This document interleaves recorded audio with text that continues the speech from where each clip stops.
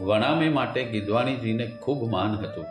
તેમણે વણામેને આવેલા જોઈ સ્મિત કર્યું અને કહ્યું, આવો આવો વણામે. મોદીજી કેમ છો? તેમના આવકારનો યોગ્ય પ્રતિભાવ દર્શાવી બંને જણ ગિદવાણીજીની સામે ગોઠવેલી ખુરશીમાં બેસી ગયા. ગિદવાણીએ પાણી મંગાવ્યું. પાંડુરંગે વિનયપૂર્વક પાણી નથી પીવું એમ જણાવ્યું. ગિદવાણીજી બોલ્યા, બોલો, શા માટે તસ્દી લીધી? વણામેએ જણાવ્યું, સાહેબ, ગુજરાત વિદ્યાપીઠના શિલારોપણ વિધિ નિમિત્તે ડૉક્ટર રોય પધાર્યા છે. અમારી જાણ મુજબ આ કાર્યક્રમ પ્રોપ્રાઇટરી શાળામાં થવાનો છે. સાહેબ, પ્રોપ્રાઇટરી હમણાં રાષ્ટ્રીય શાળા થઈ છે. અમારી શાળા સૌ પ્રથમ રાષ્ટ્રીય શાળા તરીકે નોંધાઈ છે, વણામે બોલ્યા. અને સાહેબ, અમારી શાળામાં 3 ગુજરાત વિદ્યાપીઠના સ્નાતકો છે. ગિદવાણીજીએ પૂછ્યું, તમારે શું કહેવું છે? વણામે બોલ્યા, સાહેબ, ડૉક્ટર રોયને આમંત્રણ અમે આપ્યું છે. નક્કી કર્યા મુજબ કાર્યક્રમ અમારી શાળામાં જ થવાનો હતો. હવે એકદમ તે બદલાઈ કેમ ગયો? ગિદવાણીજી જવાબ આપી ન શક્યા. એટલે પાંડુરંગ બોલ્યા, સાહેબ, ડૉક્ટર રોયને સન્માનપત્ર આપવાનો કાર્યક્રમ અમારી શાળામાં જ થવો જોઈએ. ગિદવાણીજી બોલ્યા, વણામે, તમારી શાળા હોય કે બીજી કોઈ, તેમાં શું ફરક પડે છે? વણામે બોલ્યા, સાહેબ, ફરક તો પડે જ ને. પ્રોપ્રાઇટરી શાળા હમણાં જ રાષ્ટ્રીય શાળા બની છે, જ્યારે અમારી શાળાએ તો સૌ પ્રથમ સરકારી અવલંબન ખંખેરી નાખ્યું છે. તેથી આવા અગત્યના પ્રસંગોએ અમારી શાળાને લાભ મળે તેવી અપેક્ષા તો અમે સેવીએ જ ને. ગિદવાણીજી થોડા ગૂંચવાયા. પછી બોલ્યા, તમે નિશ્ચિંત થઈ જાઓ, હું બધું ગોઠવી દઈશ. અંતે ડૉક્ટર રોયને સન્માનવાનો અને અન્ય કાર્યક્રમ રાષ્ટ્રીય આદર્શ વિનય મંદિર શાળામાં જ ગોઠવાયો. પ્રસંગનું આયોજન ઉત્તમ રીતે થયું. થોડો સમય પસાર થઈ ગયો. રાષ્ટ્રીય શાળાઓને સરકારી ગ્રાન્ટ મળતી બંધ થઈ ગઈ હતી. તે સાથે સરકાર તરફથી મળતી અન્ય સુવિધાઓ પણ બંધ થઈ ગઈ. આ કારણે સંચાલકોને આર્થિક તાણ અનુભવવી પડતી. રાષ્ટ્રીય આદર્શ વિનય મંદિરને પણ ખૂબ આર્થિક તાણ આવી ગઈ. શાળાના 2 સંચાલકોમાંથી એક સંચાલક ગુજરાત વિદ્યાપીઠના આધિપત્યમાંથી નીકળી સરકાર સાથે પુનઃ જોડાણના મતના હતા. બીજા સંચાલક આ વાતનો વિરોધ કરતા હતા. વાત વધી પડી. અંદર ઘર્ષણ થવા લાગ્યું. શાળાનું વાતાવરણ દોડાવા લાગ્યું. શિક્ષકોને પણ આ વાતની જાણ થઈ ગઈ. એટલે વણામે સંચાલકોને મળ્યા અને ગુજરાત વિદ્યાપીઠ સાથે જ રહેવા સમજાવવા લાગ્યા. તેમણે એમ પણ કહ્યું કે અમે ગુજરાત વિદ્યાપીઠના 3 સ્નાતકો ઓછો પગાર લઈશું. પરંતુ તેમની આ વાત સ્વીકારવામાં ન આવી. શાળાએ સરકારી આધિપત્ય સ્વીકારી લીધું. શાળાની શરણાગતિ વણામે, મોદી અને વ્યાસને ના ગમી. તેમણે પોતાના રાજીનામા આપી દીધા. આ 3 સંનિષ્ઠ શિક્ષકોના રાજીનામાની જાણ વિદ્યાર્થીઓમાં થઈ. આખી શાળાના વિદ્યાર્થીઓ શાળાના ચોગાનમાં આવી ગયા અને શાળાના વિદ્યાર્થીઓના સામાન્ય મંત્રીએ હડતાલનું એલાન આપી દીધું. આચાર્યશ્રી છોકરાઓને સમજાવવા લાગ્યા, પરંતુ છોકરાઓ અડગ રહ્યા. તેઓ વર્ગમાં જવા તૈયાર ન હતા.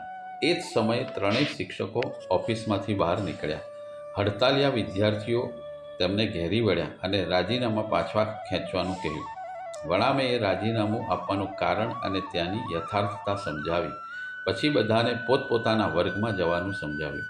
વિદ્યાર્થી મંડળના સામાન્ય મંત્રીએ જણાવ્યું, સાહેબ, આપની વાત માની અમે હડતાલ પાછી ખેંચીએ છીએ, પણ અમારી એક વિનંતી આપે સ્વીકારવી પડશે. વણામે બોલ્યા, બોલો, શી વિનંતી છે? બધા વિદ્યાર્થીઓ એકબીજાની સામે જોવા લાગ્યા. પછી એક છોકરો હિંમત કરી બોલ્યો, સાહેબ, આપ 3 અમારી સાથે ફોટો પડાવો. બસ આટલી જ વાત. બોલો, ક્યારે અને ક્યાં ફોટો પડાવીશું? છોકરાઓએ અંદર થોડી મસલતો કરી દીધી અને પછી એક છોકરાએ જણાવ્યું, કાલે સાંજે શાળા છૂટ્યા પછી લગભગ 6 વાગે હઠીસિંગની વાડીએ ફોટો પડાવીશું.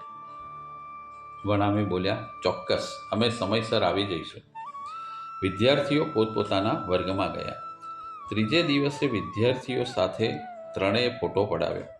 ત્યાં બેસી પોતાના વિદ્યાર્થીઓ સાથે ઘણી બધી વાતો કરી. વિદ્યાર્થીઓ તરફ પાંડુરંગ અનહદ પ્રેમ રાખતા. તેઓ આચાર્ય દેવો ભવની માફક છાત્ર દેવો ભવની ભાવના સેવતા. વિદ્યાર્થીઓને તેઓ હંમેશા સન્માર્ગે ચીંધતા અને તેના વિકાસ માટે, તેના ભવિષ્ય માટે સાચું અને યોગ્ય માર્ગદર્શન આપતા. તેઓ માનતા કે વિવેકયુક્ત બુદ્ધિ એ બુદ્ધિને અનુસરે એવું મન, એ મનના નિયમમાં રહે તેવી ઇન્દ્રિયો અને ઇન્દ્રિયોના સંયમમાં રહે તેવું શરીર એ ઘડવાનું કર્તવ્ય શિક્ષકનું છે. તેમનું શાળાકીય કાર્ય અહીં પૂરું થયું. આ સમય દરમિયાન પાંડુરંગ ભદ્ર વિસ્તારમાં આવેલા મોડેલ સ્કૂલના મકાનમાં રહેતા હતા. ત્યાર પછી ઘીકાંટાના મોડેલ હાઈસ્કૂલના મકાનમાં ગયા અને છેલ્લે રાયપુર વિસ્તારમાં ભાવની પોળમાં કાચવાળાની બારી પાસે રહેવા લાગ્યા. શિક્ષક તરીકે છૂટા થયા પછી વણામે ગોધરા ગયા. કુટુંબમાં તેમના સિવાય કોઈ કમાતો વ્યક્તિ ન હતો, તેથી નોકરી છોડતા તો છોડી દીધી, પરંતુ પોતાની જવાબદારીઓ ક્યાં છોડાય? તેમને અર્થોપાર્જન માટેની ચિંતા હતી. તેઓએ પણ નક્કી કરી શકતા ન હતા કે તેમણે રાજીનામાનું લીધેલું પગલું યોગ્ય હતું કે નહીં. મનની અત્યંત ડામાડોળ સ્થિતિમાં પાંડુરંગ ગોધરા આવ્યા. ઘરમાં પ્રવેશતા જ રૂકમાંબાને કંઈક અજુગતું થયું હોય એવો ભાસ થઈ ગયો હતો, કારણ કે દર વખતે ખુશખુશાલ રહેતો ચહેરો ગંભીર અને ચિંતાગ્રસ્ત દેખાતો હતો. રૂકમાંબા સામે ગયા અને પુત્રને આવકાર્યો. આવ બાબુ. પાંડુરંગ બોલ્યા, હા માં, આવ્યો. એમ કહી તેઓ રૂકમાંબાને પગે લાગ્યા અને તે પછી તેમણે કહ્યું, માં, મેં નોકરી છોડી દીધી છે. રૂકમાંબાએ કહ્યું, કાંઈ વાંધો નહીં બેટા, કોઈ એવું કારણ બન્યું હશે એટલે જ તે નોકરી છોડી હશે. હા માં, સંચાલકોના ઝઘડાથી શાળાનું વાતાવરણ ખરાબ થઈ ગયું હતું. અમારી શાળા ગુજરાત વિદ્યાપીઠનું આધિપત્ય છોડી સરકાર સાથે સંલગ્ન થઈ ગઈ, તેથી મારું મન તૂટી ગયું. રૂકમાંબા કહે, જો બેટા, જ્યાં આપણું અંતર ના પાડે ત્યાં હેમ વરસતું હોય તોય રહેવું નહીં. આપણે ગૌરવભેર જીવવું, સ્વમાનના ભોગે કોઈ બાંધછોડ કરવી નહીં, લાચારી ક્યારેય ભોગવવી નહીં. ભૂખ્યા સૂઈ જવાય પણ ઘાસ ના ખવાય બેટા, અને કોઈનાય આભાસી તેજથી અંજાવવું નહીં. સિંહણના કાળજાવાળી માની શીખ પાંડુરંગ આત્મસાત કરી રહ્યા હતા. નોકરી છોડી દીધી.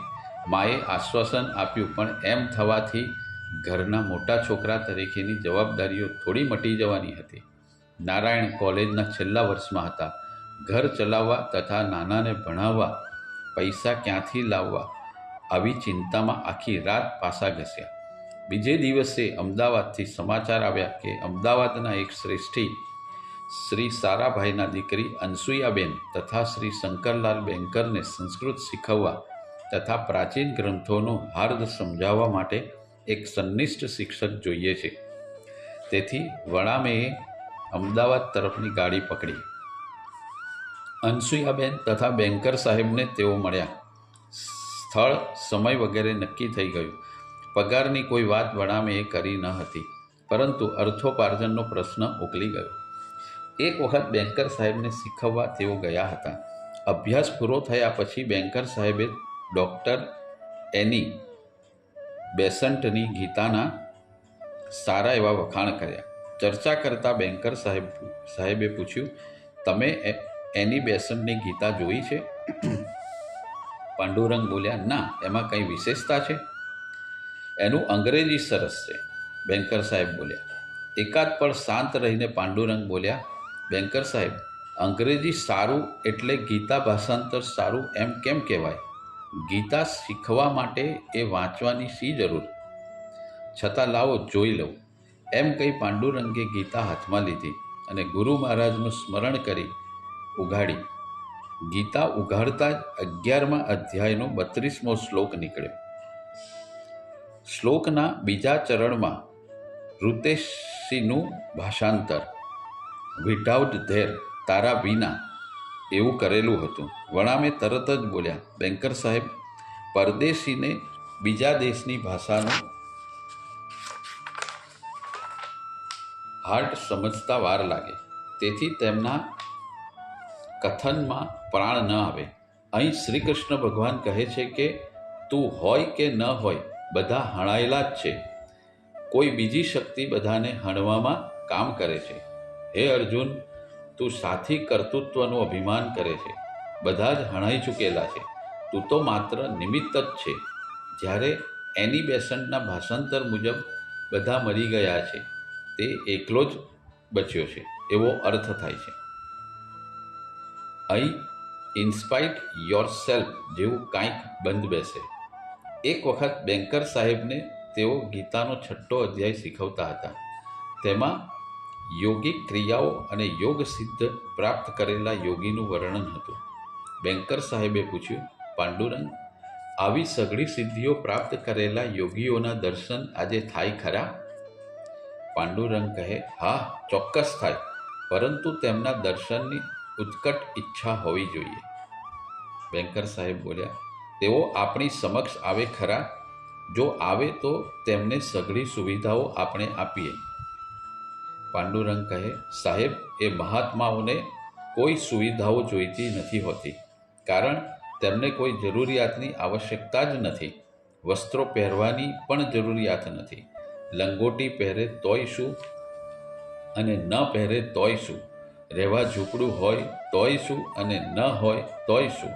ખાવા 2 ટુકડા રોટલા મળે તોય શું અને ન મળે તોય શું? તેઓ મુક્ત હોય છે, વિરક્ત હોય છે.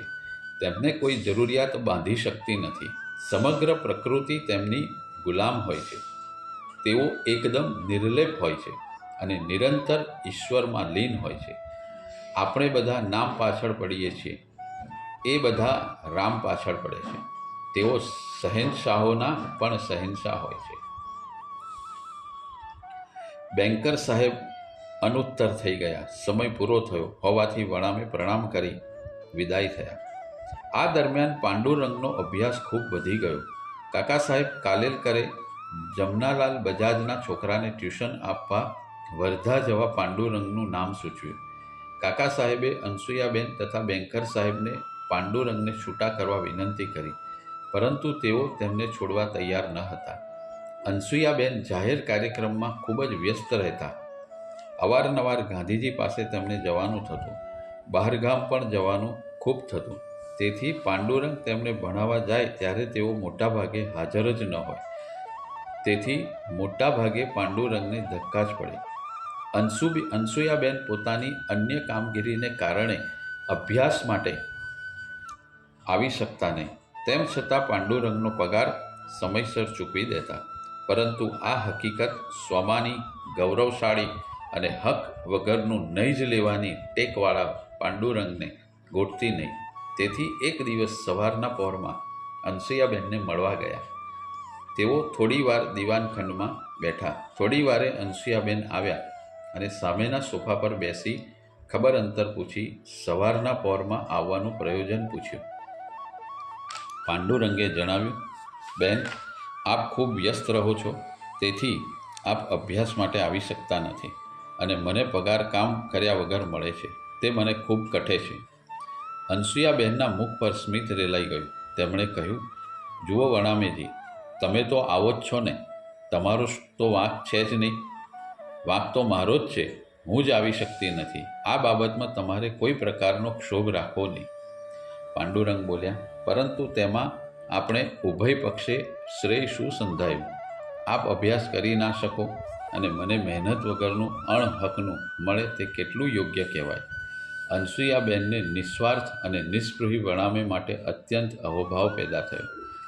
પાંડુરંગે ફરીથી જણાવ્યું, બેન, તમારે આપવું જ હોય તો બીજું કંઈક કામ આપો અને તેનું મહેનતાણું આપો. મહેનત વગરનું મને પચશે નહીં. તરત જ અનસુયાબેન બોલી ઉઠ્યા, તો પાંડુરંગ, એમ કરો, અમે અહીં એક ગ્રંથ પ્રકાશન સંસ્થા ચલાવીએ છીએ. તેમાં અમે ભગવાનદાસ સ્મારક ગ્રંથમાળામાં કેટલાક પુસ્તકો પ્રકાશિત કરવા માગીએ છીએ. તમને અનુકૂળતા હોય તો તે કામ ઉપાડી લો. પાંડુરંગ કહે, મને મંજૂર છે. વણામેએ બીજા જ દિવસથી કામ શરૂ કરી દીધું. ભગવાનદાસ સ્મારક ગ્રંથમાળામાં તેમને ઉપનિષદોની વાતો નામનું પુસ્તક તૈયાર કર્યું.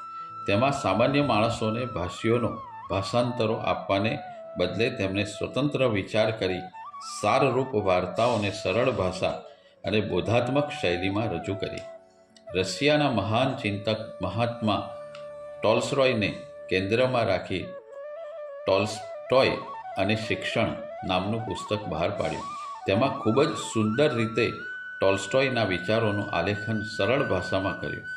વધુમાં what shall we do then નો અનુવાદ અને બૌદ્ધ ધર્મનો ધમ્મપદ અને તેવા બીજા પુસ્તકો તેમણે પ્રકાશિત કર્યા. આ પ્રકાશન કાર્યમાં તેમણે ઘણા બધા પુસ્તકો વાંચી કાઢ્યા. તેમણે યોગ વશિષ્ઠ મૂળ સંસ્કૃતમાં વાંચ્યું. છેવટનો અંક જે બીજાને નીરસ લાગે તેમાં તેમને અત્યંત રસ પડ્યો. સાહિત્યના અભ્યાસ સાથે સાથે નિરંતર આંતરિક સાધના ચાલુ જ હતી. પ્રભુ પ્રાપ્તિ માટેની તાલાવેલી વધ્યા જ કરતી હતી. થોડા સમય પછી પાંડુરંગના સહશિક્ષક સ્નેહી મિત્ર સરખેજના રતનલાલ ત્રિપાઠીનો દીકરો પ્રબોધ, જેને બધા લાડમાં રવિયો કહેતા, તે ઘરમાં અણબનાવ થવાથી ક્યાંક નાસી ગયો. અમદાવાદ અને આજુબાજુ ખૂબ તપાસ કરી પણ કોઈ પત્તો લાગ્યો નહીં. પછી તેમણે વણામીને કહ્યું, પાંડુરંગ, રવિયો નાસી ગયો છે. આટલામાં ક્યાંય ભાડ લાગતી નથી, એટલે વડોદરા, અંકલેશ્વર કે ભરૂચ જેવા સ્થળોએ જવું પડશે. તું મારી સાથે આવીશ? પાંડુરંગ કહે, હા હા, કેમ નહીં, તમે કહો ત્યારે નીકળીએ. બીજે જ દિવસે બંને જણ રવિયાની શોધમાં નીકળી પડ્યા. જુદા જુદા ગામોમાં ફરતા ફરતા તેઓ છેક અંકલેશ્વર પહોંચી ગયા, પણ ક્યાંય રવિયો મળ્યો નહીં. એટલે થાકી હારીને રતનલાલના મુખમાંથી ઉદ્ગાર સરી પડ્યા, પાંડુ, હવે તો ભરૂચ મોહનલાલને ત્યાં હોય તો, ત્યાં ન મળે તો. તેઓ આગળ કાંઈ બોલે એ પહેલાં પાંડુરંગ વચ્ચે બોલી ઉઠ્યા, નિરાશ શું કામ થાવ છો? પુલ જ ઓળંગવાનો છે ને, ચાલો ભરૂચ, એ તો મળી જશે, ચિંતા ના કરશો. એટલું કહી બંને જણ નર્મદા નદીના પુલ પર ચડી ગયા. પુલ પરથી પસાર થતા હતા ત્યારે પાંડુરંગનો જમણો હાથ ફરકવા લાગ્યો, જમણી આંખ ફરકવા લાગી અને અંતરમાં આનંદ વર્તાવા લાગ્યો. અકથ્ય આનંદની લાગણી અનુભવતા તેઓ બોલ્યા, રતનલાલ, રવિયો તો મળશે જ, પરંતુ તે સિવાય પણ આપણે બીજો કોઈ મહાન લાભ થશે એવું મારો અંતરાત્મા કહે છે. રતનલાલે કોઈ પ્રતિભાવ ન આપ્યો. બંને જણ ભરૂચમાં મોહનલાલને ત્યાં પહોંચ્યા. ઘરમાં નજર કરતા જ રવિયો હિંચકા ખાતો હતો. રતનલાલનો ગુસ્સો સાતમે આસમાને પહોંચી ગયો. તેમણે દાંત કચકચાવી નાખ્યા, મુઠ્ઠીઓ વાળી દીધી. પાંડુરંગને તરત જ ખ્યાલ આવી ગયો. તેમણે રતનલાલને ઇશારતથી ગુસ્સે ન થવા જણાવ્યું અને રતનલાલે માત્ર 2 જ પળમાં પોતાની જાતને કાબૂમાં લઈ લીધી. મોહનલાલ રતનલાલને જોઈ ગયા. તેમણે ઉમળકાભેર ખડકી સુધી આવકાર આપવા આવ્યા. બધા એક પાટ ઉપર બેઠા. મોહનલાલની દીકરી પાણી લાવી. બંને જણને પાણી આપ્યું. ખાલી પાણીના પ્યાલા દીકરીને પાછા આપ્યા. પછી પાંડુરંગે રવિયાને સારી ભાષામાં 2 શબ્દો કહ્યા. રવિયો ભોંય ખોતરવા લાગ્યો. થોડીવાર પછી બધા હાથ પગ ધોઈ જમવા બેઠા. જમીને વાતોએ વળગ્યા. વાતમાં પાંડુરંગ બોલી ઉઠ્યા, મોહનભાઈ, મને દત્ત પુરાણ જોઈએ છે. કોઈ જગ્યાએ મળી શકે ખરું? મોહનલાલ બોલ્યા, મારી પાસે જ છે, પણ એ તો પૂજામાં છે. એમ કહી તેઓ ઘરના મંદિર આગળથી પૂજ્ય સ્વામીજીના પુસ્તકોની નાની પેટી લઈ આવ્યા અને તેમાંથી પૂજ્ય સ્વામીજીની રચિત દત્ત પુરાણ કાઢ્યું અને પાંડુરંગના હાથમાં મૂક્યું. પાંડુરંગના રોમે રોમ પુલકિત થઈ ગયા. સમગ્ર શરીરમાં વીજળીનો સંચાર થઈ ગયો. તેમણે પુસ્તકને આંખે માથે લગાડ્યું અને તેઓ ગદગદિત થઈ ગયા. આ પછી તેમણે કહ્યું, મોહનભાઈ, મારે આ ગ્રંથ જોઈએ છે. મોહનભાઈ કહે, જુઓ, આ ગ્રંથો સ્વામીજીની પ્રસાદી છે. તે હું બહાર કાઢતો નથી, કોઈને આપતો પણ નથી. તમારે વાંચવું હોય તો અહીં બેસીને વાંચી શકો છો. પાંડુરંગ કહે, મારે અનુષ્ઠાન કરવું છે, લાંબા સમય માટે જોઈએ છે, પરંતુ તમે ચિંતા ન કરશો, એની વ્યવસ્થા થઈ જ જશે. હકીકતમાં તો આ દત્તપુરાણ નામનો ગ્રંથ છે તે વાત જ મને ખૂબ સંતોષ આપે છે. પછી વિચાર કર્યો કે ગુરુદેવે આટલું કર્યું છે તો આગળનું કરી જ દેશે. એટલામાં તો મોહનલાલ કહેવા લાગ્યા, સ્વામી મહારાજના પરમ ભક્ત ગાડા મહારાજ જેઓ ગુંજ ગામે સ્થિર થયા છે, તેઓ અહીં કલ્યાણભાઈને ઘેર વારંવાર પધારતા. તેમને ત્યાં તપાસ કરીએ, કદાચ તેમને ત્યાં આ ગ્રંથ મળી પણ જાય. સારા કાર્યમાં ઢીલ કેમ પાલવે? બધા ઊભા થયા અને કલ્યાણભાઈને ઘેર પહોંચી ગયા. મોહનલાલે બધી વાત વિગતે કલ્યાણભાઈને સમજાવી. કલ્યાણભાઈએ જણાવ્યું, મારી પાસે પૂજ્ય સ્વામીજીના ગ્રંથ છે, પણ બધાની એક એક નકલ જ છે, તે હું આપી ન શકું. પાંડુરંગ કહે, કાંઈ વાંધો નહીં, મને માત્ર ગ્રંથોના દર્શન કરાવો બસ. કલ્યાણભાઈ ઊભા થયા અને અંદરથી એક લાકડાની પેટી લઈ આવ્યા. પેટી ખોલી તેમણે તેમાંથી ધૂપની સુગંધ પ્રસરી ગઈ. તેમણે એક પછી એક ગ્રંથો કાઢવા માંડ્યા. બધા જ ગ્રંથોની એક એક નકલ જ હતી. પાંડુરંગ ખૂબ જ ઉત્સુકતાથી પેટીમાંથી નીકળતા ગ્રંથ ઉપર નજર નાખી રહ્યા હતા. તેમણે પેટીમાં દત્ત પુરાણ જોયું. કલ્યાણભાઈએ ગ્રંથ બહાર કાઢ્યો. પાંડુરંગે તે હાથમાં લઈ માથે અડકાડ્યો અને મનમાં બોલ્યા, ગુરુદેવ કૃપા કરો. અને બીજી જ પળે કલ્યાણભાઈ પોતાના હાથમાં એક ગ્રંથ રાખી હરખભેર બોલી ઉઠ્યા, અરે, આ પણ દત્તપુરાણ જ છે. ઓહો, તેની 2 નકલ છે. પૂજ્ય ગુરુદેવ તમારે માટે જ મૂકી ગયા છે, લો સ્વીકારો. પાંડુરંગે હાથમાં નો ગ્રંથ પેટી પર કલ્યાણભાઈના હાથમાં રહેલો ગ્રંથ લીધો. તેઓ અત્યંત રોમાંચ અનુભવી રહ્યા. તેઓ આનંદના મહાસાગરમાં ડૂબી ગયા. ગ્રંથને પ્રથમ આંખોનો સ્પર્શ કરાવ્યો, એ પછી તેમણે માથે મૂક્યો. વળી ત્યાર પછી તેમણે તેને ભક્તિભાવે હૈયે ચાંપ્યો. તેમના ચક્ષુ બંધ થઈ ગયા. કલ્યાણભાઈ, તેમના કુટુંબીજન, મોહનલાલ, રતનલાલ બધાની નજર આ અલબેલા અલખના આરાધક પર સ્થિર થઈ ગઈ. પાંડુરંગ ભાવ સમાધિમાં ઉતરી ગયા. તેમના નેત્રોમાંથી ટપ ટપ આંસુ ટપકવા લાગ્યા. કેટલાય સમય સુધી તેઓ તે જ સ્થિતિમાં રહ્યા. આ સ્થિતિ નિહાળનાર બધાની આંખો ભીની થઈ ગઈ. કલ્યાણભાઈએ તેમની દીકરી પાસે પાણીનો પ્યાલો ઇશારત કરી મંગાવ્યો. પછી તેમણે તેમના ધોતિયાના છેડા વડે પોતાની આંખો લૂછી અને પાંડુરંગના ખભા પર હાથ મૂકીને તેમને જગાડ્યા અને હાથમાં પાણીનો પ્યાલો આપ્યો. પાંડુરંગે તેમની કફનીની બોયથી આંસુ લૂછી કાઢ્યા અને પાણીનો પ્યાલો હાથમાં લેતા તેમણે કહ્યું, કલ્યાણભાઈ, આપના આ ઉપકારનો બદલો વાળવા હું અસમર્થ છું. મારા સમર્થ ગુરુદેવ એનો બદલો આપને આપશે. સપ્ટેમ્બર 1924માં ગુરુદેવની પ્રસાદીરૂપ દત્તપુરાણનો ગ્રંથ પૂજ્યશ્રીને પ્રાપ્ત થયો. દત્તપુરાણ માટે પાંડુરંગ, રતનલાલ અને રવિઓ અમદાવાદ આવી ગયા. પાંડુરંગ પોતાના કામમાં વ્યસ્ત થઈ ગયા. દત્તપુરાણની પ્રાપ્તિના સમાચાર આનંદ સાથે પૂજ્યશ્રીએ તેમના મિત્ર અંબાલાલને તારીખ 20/9/1924ના રોજ પત્ર લખીને જણાવ્યું. અનસુયાબેનના નાના બહેન નિર્મળાબેન બકુલભાઈને પણ સંસ્કૃત શીખવાનું મન થયું. તેમણે વણામેને સ્ટ્રીટને બંગલે બોલાવ્યા. વણામે સમયસર પહોંચી ગયા અને બેઠક ખંડમાં બેઠા. તે દરમિયાન અંબાલાલ સારાભાઈનું આખું કુટુંબ જમીને આવ્યું અને ધીમે ધીમે બધા અંદર જતા રહ્યા. પરંતુ સરલાબેન ઊભા રહ્યા. તેમણે વણામેને પૂછ્યું, તમારે કોનું કામ છે? વણામેએ જણાવ્યું, મારે કોઈનું કામ નથી, પણ નિર્મળાબેનને મારું કામ છે. તેમણે મને બોલાવ્યો છે. એમ તો અનસુયાબેનને ત્યાં તમે જાઓ છો? મુખ પર સ્મિત લાવી સરલાબેન બોલ્યા. પાંડુરંગ કહે, હા. સરલાબેન સોફાની પીઠને અંઢેલીને ઊભા રહ્યા. પછી તેમણે પૂછ્યું, તમે કયા કયા ગ્રંથો જોયા છે? પાંડુરંગ કહે, મારા વાંચેલા પુસ્તકોની યાદી જોઈ મારા જ્ઞાનનો ક્યાસ કાઢવો હોય તો ગ્રંથપાલ કે પુસ્તક વિક્રેતા મોટી યાદી આપી શકે.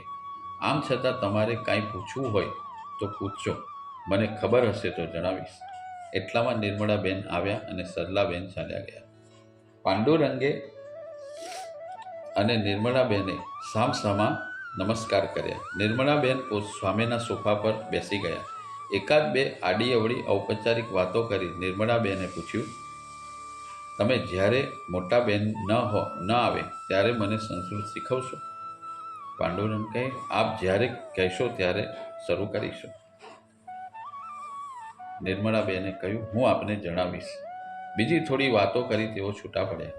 ત્યાર પછી થોડા સમય પછી નિર્મળાબેને તેમને પોતાને બંગલે બોલાવ્યા. સાંજનો સમય હતો એટલે બહાર લોનમાં બેસી તેમણે વાતો કરવા માંડી. વણામેજી, મારે થોડો આધ્યાત્મ શાસ્ત્રનો અભ્યાસ કરવો છે.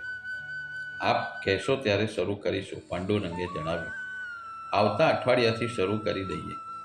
પછી 2-4 પળ અટકીને નિર્મળાબેને પૂછ્યું, આપની ફી કેટલી થશે? અને તે જ પળે પાંડુરંગનો ગુસ્સો 7મા આસમાને પહોંચી ગયો.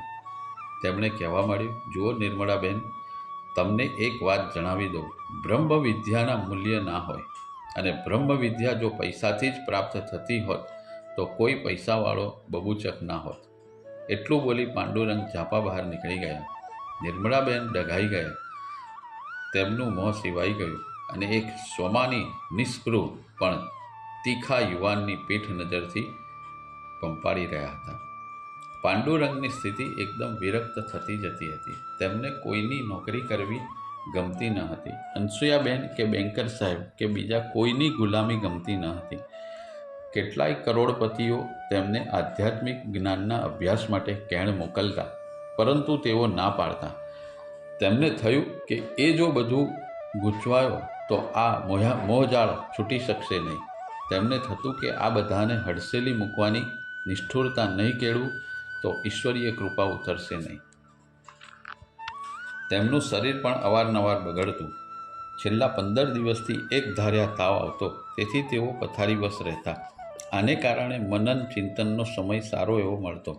ગમે તેવી માદગીમાં પણ તેમની ટીખળ વૃત્તિ જતી નહીં. તેમણે તેમના મિત્ર અંબાલાલને સને 1924ના નવેમ્બર માસની 8મી તારીખે લખેલા પત્રમાં જણાવ્યું, મહિનો થઈ ગયો છતાં હજી માદગી દૂર થતી નથી. વચવચમાં તાવ ડોક્યું કરે છે. કંઈક શરદી અને ઉધરસ પણ છે. આમ રોગોનો ત્રિવેણી સંગમ છે. પુનિત થવું હોય તો વહેલા આવશો. પૈસાની તંગી ખૂબ પડતી. અશક્તિને કારણે ભણાવવા માટે ઘોડાગાડી કરીને જવું પડતું. સોમાની હોવાના કારણે ઘોડાગાડીના ભાડાની માંગણી કરતા નહીં. સામે પક્ષે આટલા માદા હોવા છતાં આ શ્રીમંતો તેમની ખબર અંતર પૂછે ના પૂછે તે તો ઠીક, પણ આટલી માદગીમાં પણ કેવી રીતે આટલે દૂર આવો છો તે પૂછવાની સૂઝ પણ ધરાવતા ન હતા. એમની પાસે ગાડીઓ ઘણી હતી. પાંડુરંગને લેવા મૂકવા મોકલી શકે તેમ હતા. દરમિયાનમાં ગાંધીજીએ ઉપવાસ શરૂ કર્યા. અનસૂયાબેન 1.5 માસ દિલ્હી ગયા, તેથી થોડો આરામ મળ્યો, પરંતુ માદગીની મિત્રતા લાંબી ચાલી. તબિયત ઠેકાણે આવતી ન હતી. મોદી અડાસ શાળામાં મુંબઈ ભાટિયા બાલરક્ષક વિદ્યાલયમાં નોકરી કરતા હતા. પાંડુરંગ ચોક્કસપણે માનતા કે રોગનો ક્ષય ભોગથી જ થાય છે, એટલે કે આવી પડ્યું તે ભોગવવું જ રહ્યું. તેઓ માનતા કે રોગનું મૂળ ભવરોગ છે. જો આ ભવરોગ મટે તો જ ખરું, નહીં તો ડાળીએ પાંદડાને કાપવામાં તો શક્તિનો વ્યય થાય છે. તે ફરી ઉગવાના જ છે, અને મૂળ પર કુઠારાઘાત કરવા માટે, મૂળ ભવરોગને મટાડવા માટે વૈધો નારાયણો હરિ, ભગવાન સિવાય બીજો કોઈ વૈધ નથી. બેન્કર સાહેબ તથા અનસૂયાબેન ન હતા, તેથી અઠવાડિયામાં 3 દિવસ આશ્રમમાં જતા. ત્યાં લગભગ આખો દિવસ કામમાં રહેતા. ઘરમાં શિવપુરાણ અને કાંકરિયાની ગુફાએ વિચાર સાગરનું વાંચન ચાલતું હતું. જમનાલાલ બજાજના દીકરાના ટ્યુશન માટે વર્ધા જવા ફરીથી દબાણ થવા લાગ્યું. એટલામાં તારીખ 24/2/1925ના અખબારમાં એક સમાચાર એવા આવ્યા કે જામ સાહેબની સિંહણને સાપ કરડવાથી તે મરણ પામી, તેથી તેના બચ્ચાને બકરીને ધાવવું પડે છે. આ સમાચારે તેમને ઢંઢોળી નાખ્યા. તેમને થયું કે સિંહણના બચ્ચાને પણ શ્રીમંતની સોબતને કારણે માન મૂકીને બકરીને ધાવવું પડે છે. હવે આ શ્રીમંતોથી દૂર થવા માટે શક્ય તેટલી ઉતાવળ કરવી જરૂરી હતી. બેન્કર સાહેબ તેમને છોડવા તૈયાર થયા. વર્ધા જવા માટે દબાણ વધવા લાગ્યું, પરંતુ હવે પાંડુરંગને ઝાઝું ગોઠતું ન હતું. તેમણે તેમના મિત્ર મોદીને તારીખ 1/3/1925ના રોજના પત્રમાં લખી દીધું કે જૂનમાં તો મારે ઉડવું જ છે. વર્ધા જાઉં તો બંધનમાં પડું. બંનેને કાલે ના પાડી દઉં છું. વર્ધા જવાની ના પાડી એટલે કાકા સાહેબ એમને આશ્રમ શાળામાં સમાવી લેવા જણાવ્યું. પરંતુ હવે વધુ સમય નથી તેમ લાગવાથી કાકા સાહેબને પણ તેમણે ના પાડી દીધી. હવે કોઈ સંજોગોમાં તેઓ ભરાઈ જવા તૈયાર ન હતા. કાકા સાહેબ આશ્રમમાં બધા જ પ્રકારની વ્યવસ્થા એકાંત માટે સંસ્કૃત લાઇબ્રેરી સુદ્ધા આપવા તૈયાર હતા. પરંતુ પછી જવાબ આપીશ એમ કહી પાંડુરંગ છટકી ગયા. નોકરી છોડી દીધી. આર્થિક તંગી સ્વાભાવિક હતી, છતાં તેઓ તંગી છે એમ માનતા નહીં. રૂકમા અંબાની તબિયત એકદમ બગડી. તે થોડા દિવસોમાં સારી થઈ ગઈ. ફેબ્રુઆરીનો પગાર આવ્યો. થોડા ઘણા પુસ્તકો વેચાઈ ગયા. તેથી પૈસાની તકલીફ હળવી થઈ. મોદીજીએ મની ઓર્ડરથી પૈસા મોકલ્યા. તેમણે તે મની ઓર્ડર પાછો મોકલ્યો. તારીખ 10/4/1925ના અરસામાં થોડા દિવસ કાંકરિયા વિસ્તારમાં આવેલી ગુફામાં રહેવા જતા રહ્યા. ત્યાં અધ્યયન, મનન, ચિંતન, ધ્યાન ખૂબ સારી રીતે થઈ શક્યું.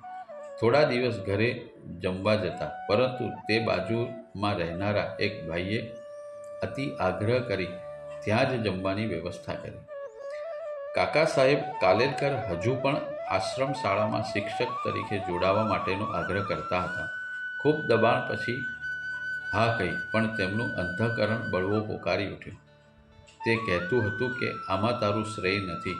છેવટે અંતઃકરણની વાતને સ્વીકારી કાકા સાહેબને ચિઠ્ઠી મોકલી કે પૂરા આશ્રમાઇટ થયા વગર આશ્રમમાં જોડાવું યોગ્ય નથી.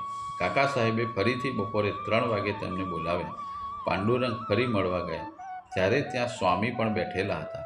કાકા સાહેબે પૂછ્યું, વણામે, તું મોટી ભૂલ કરે છે, શાળામાં જોડાઈ જા. પાંડુરંગ કહે, સાહેબ, મારું મન માનતું નથી. જો તને બધી જ સગવડો મળશે, એકાંત મળશે, કાકા સાહેબે ઉમેર્યું. આ વ્યવસ્થા મને મિથ્યા લાગે છે.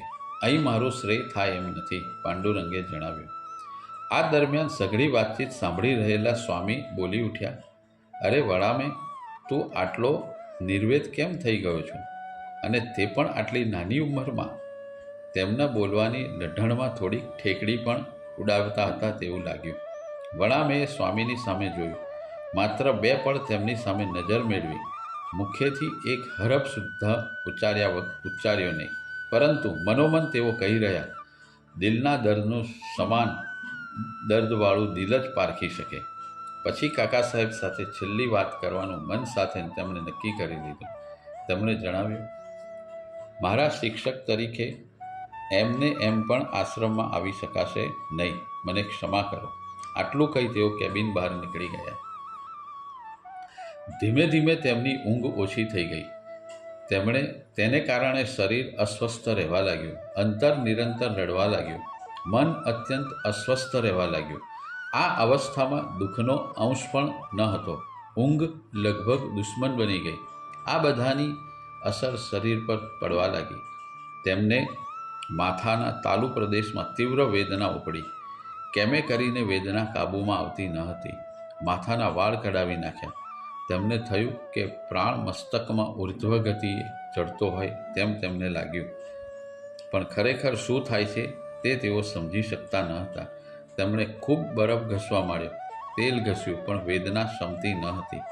તેમને અંદરથી કોઈ કહી રહ્યું હતું કે જા જા. થોડા દિવસ અમદાવાદમાં જેમ તેમ ગયા પછી તેઓ ગોધરા ગયા. કુટુંબ મેળો થતાં ત્યાં લાગણીઓની આપલે થતાં માથાનું સૂળ હળવું થયું. ધીમે ધીમે સ્વસ્થ થવા લાગ્યા.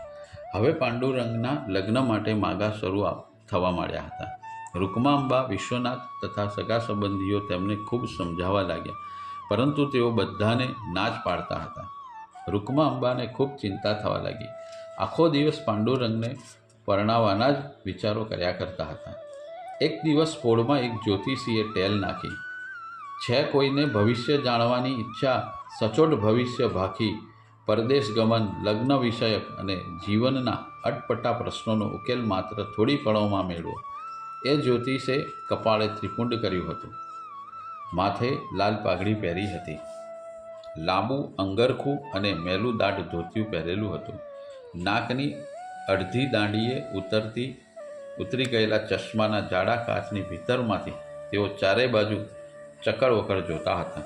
હાથમાં એક મેલી થેલી હતી. રૂકમાંબાએ જેવી બૂમ સાંભળી કે તરત જ તેઓ દોડતા બહાર આવ્યા અને તેમણે સાદ પાડ્યો, એ મહારાજ પધારો. મહારાજ તો તૈયાર જ હતા, રાહ જોતા હતા. તેઓ આવીને ઓટલે બેઠા. રૂકમાંબા અંદર જઈ એક પાણીનો લોટો અને એક નાની થેલી લઈ આવ્યા. લોટો જોશી મહારાજ સામે મૂક્યો. મહારાજ આખો લોટો પાણી ગટગટાવી ગયા અને તીરછી આંખે ગ્રાહકની અંધશ્રદ્ધાનો તાગ કાઢવા લાગ્યા. રૂકમાંબા શ્રદ્ધાપૂર્વક જોશી સામે બેસી ગયા. તેમણે થેલીમાંથી પાંડુરંગની કુંડળી કાઢી અને બોલ્યા, મહારાજ જરા કહો, આ છોકરો લગ્ન ક્યારે કરશે? પાંડુરંગ અંદર પરસાળમાં આરામ કરતા હતા. તેઓ આ સાંભળી ગયા અને ધીમેથી બહાર આવી માની પાછળ ઊભા રહ્યા. જન્મપત્રિકા હાથમાં લીધી, ઉઘાડી અને કુંડળી પર એક નજર નાખી. તેમણે પોતાની સાથળ પર એ જન્મપત્રિકા મૂકી દીધી. પછી તેમની મેલી થેલીમાંથી ફાટ્યું તૂટ્યું ટીપણું કાઢ્યું. જોશી થોડીવાર કુંડળી તરફ દ્રષ્ટિ કરે, થોડીવાર ટીપણામાં નજર કરે. આ પછી કોઈ ઊંડા વિચારમાં પડી જાય, જતા હોય તેમ ચિંતાગ્રસ્ત થઈ જાય. તેઓ હાથના વેઢા ગણવા લાગ્યા. વળી પાછું ટીપણું અને કુંડળી જોવા લાગ્યા. જેમ જેમ જોશી વાર કરતા ગયા તેમ તેમ રૂકમાંબાની અધીરાઈ વધતી ગઈ. તેમના મુખ ઉપર ચિંતાની રેખાઓ અંકાઈ ગઈ. પાંડુરંગ સમજી ગયા કે આ જોશીડો ઢોંગ કરે છે અને માં હેરાન થાય છે, તેથી તેની ચિંતા વધતી જાય છે. એટલે તેઓ એકદમ મોટેથી તાડુક્યા, એ ભામટા શેનું નાટક કરે છે? અહીંથી જાય છે કે નહીં? લોકોને છેતરવાના ધંધા શરૂ કર્યા છે. ઊભો થા, નહીં તો હમણાં લાકડા હાડકાં ખંખેરી નાખીશ. ભાગ. જોશી સમજી ગયો. પાંડુરંગની આંખો જોતાં જ તે ગભરાઈ ગયો અને જલ્દી ટીપણું થેલીમાં મૂકી નાસી ગયો. પાંડુરંગ થોડે સુધી વળાવવા પણ ગયા અને પછી હસતા હસતા પાછા ફર્યા અને માની સામે પલાઠી વાળીને બેસી ગયા.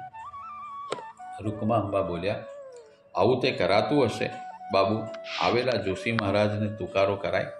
પાંડુરંગ કહે, માં, આ તો પૈસા પડાવવાના ધંધા છે. એ કોઈ જ્યોતિષ જાણનાર નથી. તારા જેવા માણસને છેતરવાના ધંધા કરે છે. માં કહે, તને કેવી રીતે ખબર પડી કે એ દંભી છે? પાંડુરંગ કહે, માં, જો એ સાચો જ હોત તો ઊભો રહેત, અહીંથી ખસત જ નહીં, મારી સાથે ચર્ચા કરત. તે ખોટો હતો એટલે નાસી ગયો. પછી માની ખૂબ નજીક બેસી પાંડુરંગે વાલથી કહ્યું, માં, જે થવાનું છે તે જ થવાનું છે. પ્રભુએ ભવિષ્યની આડે પડદો રાખ્યો છે, તે અમથો નથી રાખ્યો. માનવીને તેના ભવિષ્યથી અજ્ઞાત રાખ્યો છે. તેમાં જ પ્રભુનું ગૂઢ રહસ્ય છે. તું પેલું ભજન નથી જાણતી? ન જાણ્યું જાનકી નાથે, સવારે શું થવાનું છે. રામ જેવા રામ તેમના ભાવિથી અજ્ઞાત હતા, તો પછી આપણા જેવા સામાન્ય મનુષ્યની વાત શી કરવી? માં, ભવિષ્યની ખબર બધાને પડી જ જતી હોય તો જીવન જીવવાની મજા કેવી રીતે રહે? માં, નાટકમાં પડદો જ ન હોય તો જોવાની મજા આવે? એમ કહી એક બે પળ માની આંખોમાં પોતાની આંખ પરોવી. માં તો સઘળું સમજતા જ હતા, પણ આ તો માનું હૃદય, ઉંમરલાયક છોકરાને પરણાવવાનું મન કંઈ માને ન. દીકરાના કથન સાંભળી માં કશું બોલ્યા નહીં. એટલે પાંડુરંગ પોતાની વાત આગળ કહેવા માંડી. એવી જ રીતે માં, જીવનના નાટકમાં પણ પડદો અનિવાર્ય છે. તો જ આપણે આજ માણી શકીએ અને કાલની આશા સેવી શકીએ. આવનાર પળની ખબર પહેલેથી હોય તો માણસ ચિંતામાં ને ચિંતામાં પહેલેથી જ અડધો થઈ જાય છે. પાંડુરંગ એકાદ મિનિટ શાંત રહ્યા. તેમણે અપલક આંખે માં સામે પ્રથમ નિહાળ્યું, એ પછી ઊંચે આકાશ તરફ મીટ માંડી. આ પછી અંતરના સઘળા દરવાજા ઉઘાડતા હોય તેમ તેમણે કહ્યું, માં, મારે લગ્ન કરવું નથી. હું વીરતીને પરણી ચૂક્યો છું. આ પછી માના પ્રત્યુત્તરની પ્રતીક્ષા કર્યા વિના તેમણે ત્યાંથી ચાલવા માંડ્યું અને પરસાળમાં આવી તેઓ સૂઈ ગયા. ઉંબરા પર પડેલી કુંડળીને થેલીમાં મૂકી રૂકમાંબા અંદર ગયા. થેલી પરસાળમાં ખીટીએ ભરાવી પાંડુરંગના માથા આગળ બેસી ગયા અને અત્યંત વાત્સલ્ય વરસાવતા પાંડુરંગના માથા પર હાથ ફેરવવા લાગ્યા. તેમણે કહેવા માંડ્યું, બાબુ, હું તારી વહુ જોવા અધીરી થઈ ગઈ છું. તું જલ્દી લગ્ન કરી લે. પાંડુરંગે જણાવ્યું, આ જન્મમાં પરણવાનો નથી, છતાં તારી આજ્ઞા જ હશે તો પરણીશ, પરંતુ વહુને તારી પાસે રાખવી પડશે. હું સંસાર માણવાનો નથી, મારું ભવિષ્ય જુદું છે. મેં યોગ સુંદરી સાથે ફેરા ફરી લીધા છે, માટે મારે ઘણું બધું કામ કરવાનું છે. માત્ર નારાયણને ભણવાની અને તેને નોકરી મળે તેની હું રાહ જોઉં છું. એ પછી હું એક પણ ક્ષણ રોકાઈશ નહીં. આટલું કહી પાંડુરંગે પડખું ફેરવી દીધું. થોડા દિવસ એમ જ ચાલ્યું. પછી એકાએક પાંડુરંગને તાવ આવ્યો. તાવ દિવસે દિવસે વધવા લાગ્યો. ડૉક્ટરોની દવા કરી, વૈદ્યોના ઔષધ લીધા, પણ કાંઈ ફેર પડ્યો નહીં. બાધા આખડી બહુ કરી જોયું, પણ તાવ કાબૂમાં આવ્યો નહીં. પાંડુરંગમાં ખૂબ જ અશક્તિ આવી ગઈ. તેમણે હાથ ઊંચો કરતાં પણ શ્વાસ ચડી જતો. સંડાસ પેશાબ પણ પથારીમાં રહીને કરવો પડતો. શરીર તો જાણે હાડપિંજર, એક એક હાડકાં ગણી શકાય તેવું શરીર બની ગયું. ડૉક્ટરો વૈદ્યોએ આશા છોડી દીધી. રૂકમાંબા અને નારાયણને બાજુએ બોલાવી તેમણે કહ્યું, થાય તેટલી સેવા કરો. છોકરો બચે તો તમારો, નહીં તો ભગવાનનો. રૂકમાંબાને થયું જાણે તેમના અંગમાં રુધિર વહેતું બંધ થઈ ગયું. ફૂલ્યો ફાલ્યો પહાડ જેવો 5મા પૂછાતો છોકરો મરણ પથારીએ છે, તે કલ્પનાથી તેમને ચક્કર આવી ગયા. આંખમાંથી આંસુઓની જડીઓ વરસવા લાગી અને કેટલાય દિવસ સુધી ચાલુ રહી. નારાયણ પણ હબકી ગયા. તેમણે દિવસ રાત જોયા વગર ભાઈની સેવા કરી. કોણ જાણે કેટલાય દિવસ ઘરમાં ચૂલા ઉપર તપેલી પણ ન ચડી. મા અને નારાયણ પથારીથી દૂર જ થતા ન હતા. મા મનોમન પ્રાર્થના કરતા હતા, કાલકુદી કરતા હતા કે હે વિઠ્ઠલા, મને લઈ લે, મારી અહીં આમેય શી જરૂર છે? મારા રતનને બચાવી લે વિઠ્ઠલા, મારા રતનને બચાવી લે. પાંડુરંગને શ્વાસ ચડવા લાગ્યો. ધીમે ધીમે તેઓ ભાન ગુમાવવા લાગ્યા. તેમને થયું કે હવે સમય નથી, કદાચ ઘડીમાં પ્રાણ જતો જ રહેશે. તેમણે આંખો મીચી દીધી અને એકદમ અંતર્મુખ થઈ ગયા. તેમણે મનોમંથન કરવા માંડ્યું. મેં મારા સોના જેવા જીવનનો સદુપયોગ ના કર્યો. મારો અવતાર વ્યર્થ ગયો. આ માનવ શરીર મોક્ષનું દ્વાર છે. ગમે તેટલું ગંદુ, ક્ષણભંગુર, વ્રણપ્રાય, પાણીના પરપોટા જેવું હોવા છતાં મોક્ષ પ્રાપ્તિ માટેનું તે સાધન છે. મેં મારું શરીર વેડફી નાખ્યું. હું ગુનેગાર છું. ગુરુદેવ, હું તમારો ગુનેગાર છું. મને ક્ષમા કરો, ક્ષમા કરો. આપ મારો હાથ પકડો. આપ જ મારા માતા પિતા અને ગુરુ છો. આપના વગર મારે કોઈ આશરો નથી. ગુરુદેવ, કૃપા કરો, કૃપા કરો. આપના બાળકને બચાવી લો. હવે સ્વસ્થ થયા પછી એક પણ પળ નહીં બગાડો.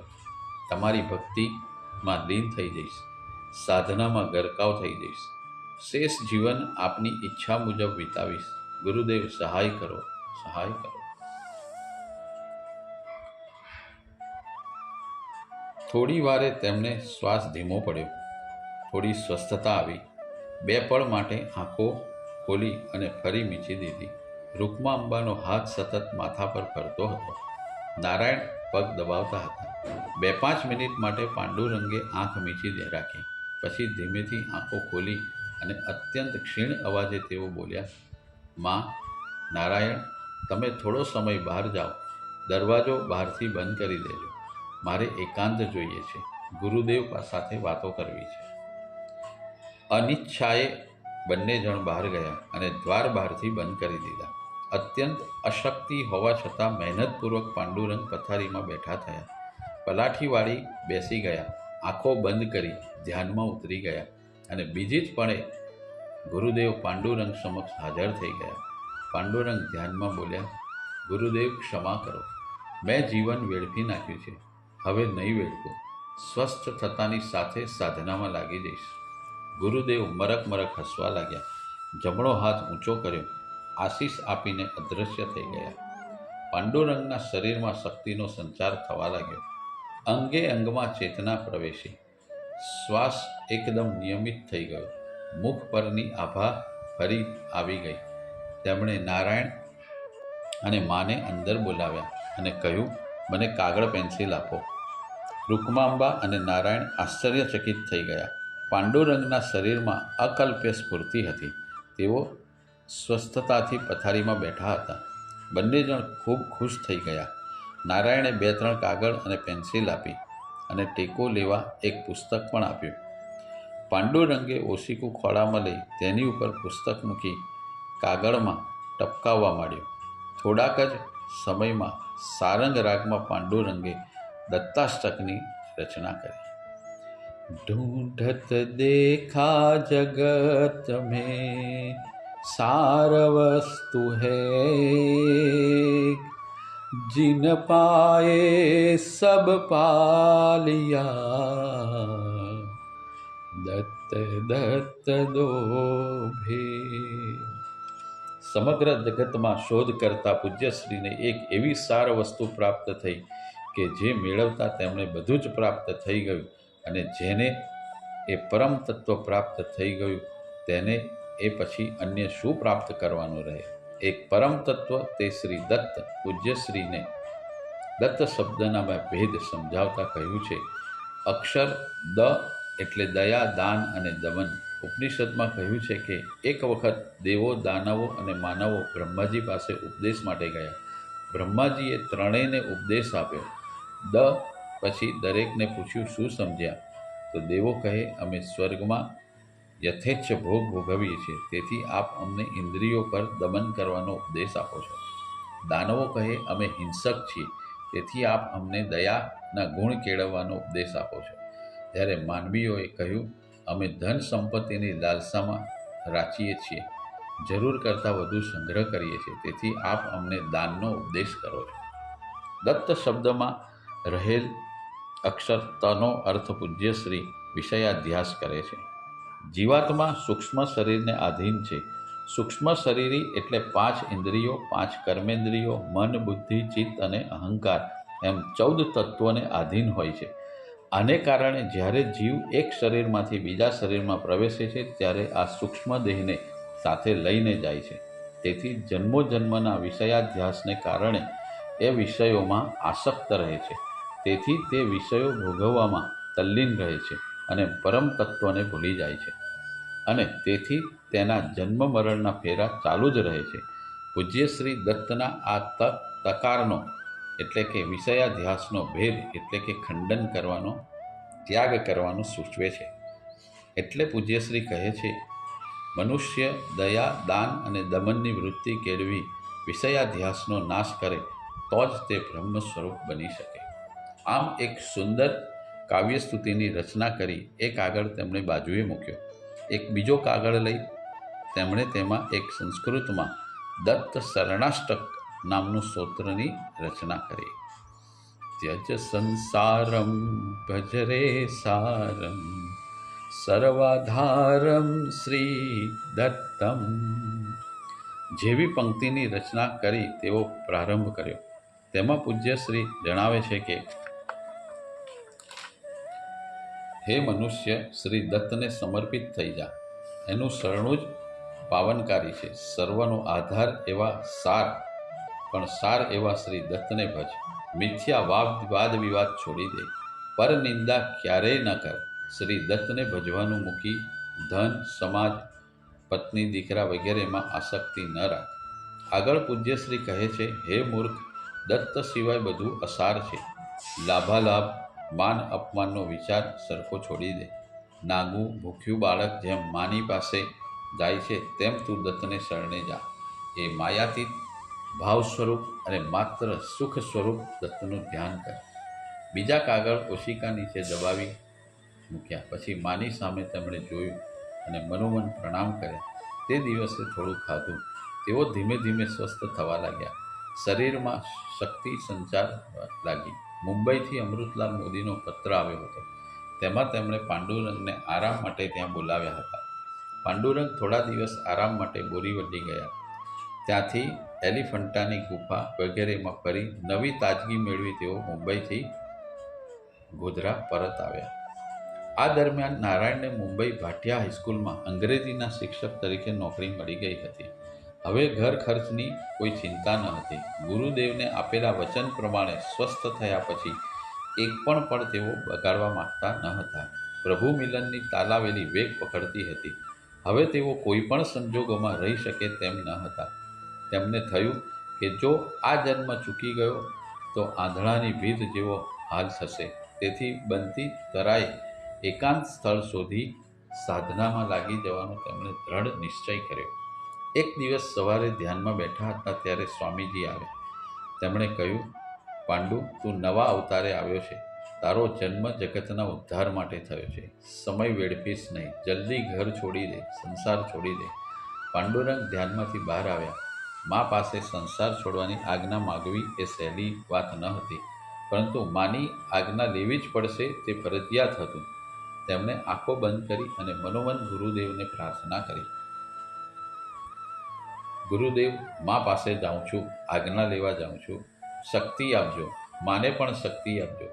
મારા જવાની વાત તેનું હૃદય વિદારી નાખશે. પાંડુરંગના મન પટ પર મા આવી ગઈ. જવાન જોધ વયે બંધવ્ય લલાટે લખાયું. જાત ઘસી નાખી છોકરાઓને ગણાવ્યા. સોમાની સ્વભાવ, ઉદારતા, વાત્સલ્યતા, ખુમારી ભેર જિંદગી જીવી જવાની હિંમત તેમણે વગેરે સદગુણોના ભંડાર સમી માએ પાંડુરંગના મનનો હવાલો લઈ લીધો. મા પાસે જવાનું કાર્ય અતિ દુષ્કર હતું અને માની પાસે જઈ ઘર છોડી દેવાની વાત કહેવી એ તો સાવ અશક્ય હતું. પાંડુરંગને થયું, માના હૃદય પર પ્રચંડ વીજળી ખાબકશે, માનું હૈયું ફાટી પડશે. પરંતુ પાંડુરંગ ગૂંચવાઈ ગયા. તેમણે ફરીથી ગુરુદેવને પ્રાર્થના કરી, વિનવણી કરી, હે ગુરુદેવ, મને શક્તિ આપો. માએ ક્યારેય સુખ જોયું નથી. આખી જિંદગી અછતમાં ઓગાળી દીધી છે. સુખ શબ્દ સાથે તેને કાયમના વેર રહ્યા છે. ગુરુદેવ, કૃપા કરો. મને તો આપે આદેશ આપી જ દીધો છે.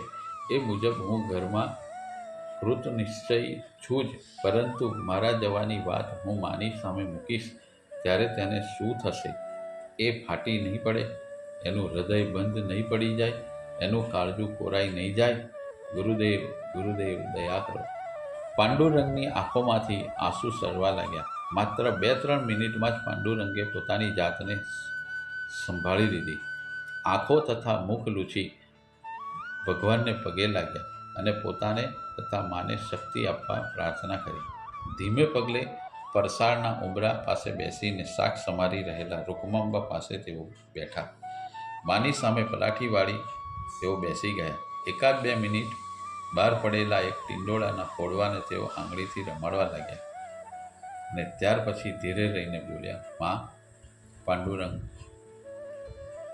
કહે, માં. રૂકમાંબા કહે, બોલ. 1-2 મિનિટ પછી રૂકમાંબાએ ઊંચું જોયું. તેમણે કહ્યું, બાબુ, કેમ બોલતો નથી?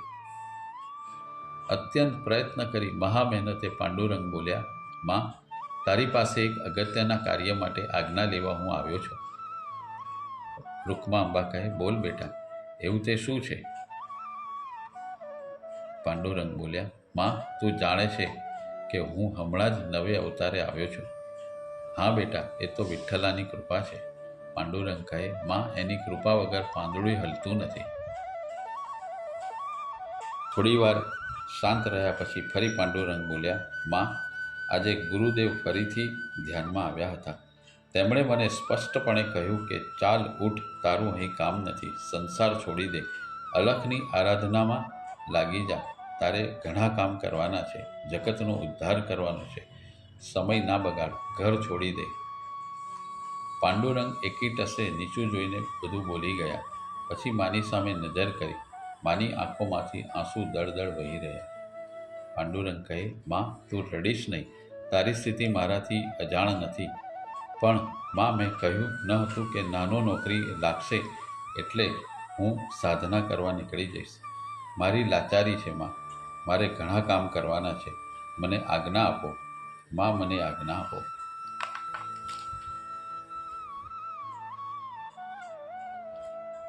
માતા કહે, તને સાધના કરવાની કોણ ના પાડે છે?